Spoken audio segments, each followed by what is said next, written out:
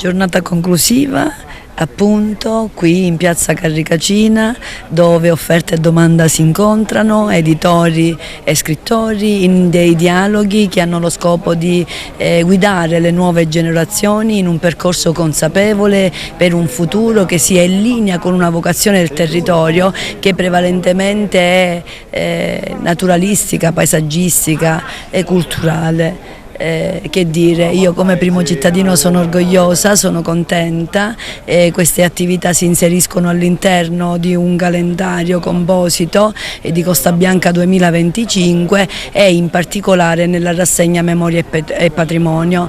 Cosa dire, Real Monte c'è, lo abbiamo detto, con appunto i principi del bello e del buono, dello stupore e della meraviglia.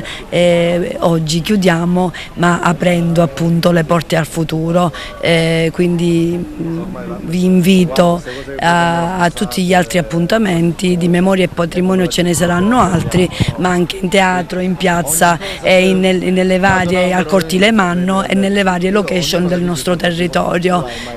Continuiamo così, siamo veramente nella direzione della bellezza. Siamo a conclusione del primo festival dell'editoria Memoria e Patrimonio. Memoria e patrimonio, verbo essere, a sottolineare come la memoria sia patrimonio. Un progetto ideato dal sindaco Sabrina Lattuca, e qui al comune di Realmonte, in pieno centro storico, abbiamo accolto per 2 giornate 7 case editrici, 6 siciliane e addirittura una casa editrice abruzzese da Pescara. Il tentativo è proprio quello di promuovere la cultura attraverso la lettura, attraverso anche l'interazione con autori. Abbiamo accolto ben 7 autori che nelle 2 giornate del 27 e 28 luglio hanno arricchito la piazza con un unico scopo, quello di promuovere la lettura, promuovere la cultura all'interno della nostra comunità. Primo festival dell'editoria Memoria e Patrimonio.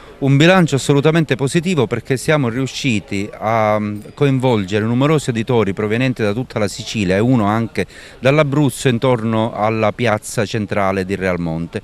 Un momento che non si risolve nella promozione di singole realtà editoriali, ma in un vero e proprio confronto fra autori ed editori, quindi un'occasione per parlare non soltanto del nostro territorio partendo dai libri, ma anche del lavoro editoriale, delle sue difficoltà e delle sue intersezioni con i territori di riferimento. Credo che per Realmonte sia un'occasione di estendere ancora di più e meglio la propria cultura, intessendo un dialogo estremamente significativo con tutta la comunità. Il senso dell'iniziativa è proprio quello di non proporre una cultura libresca e astratta, ma di far dialogare sempre queste realtà in modo che abbiano un contatto fra loro che possa diventare anch'esso una nuova forma di comunità. Allora credo che questa prima edizione ponga già le basi per la possibilità di poter ripensare il prossimo anno un evento ancora più inclusivo, con nuovi marchi editoriali, che possa sempre di più dare una direzione culturale a Realmonte.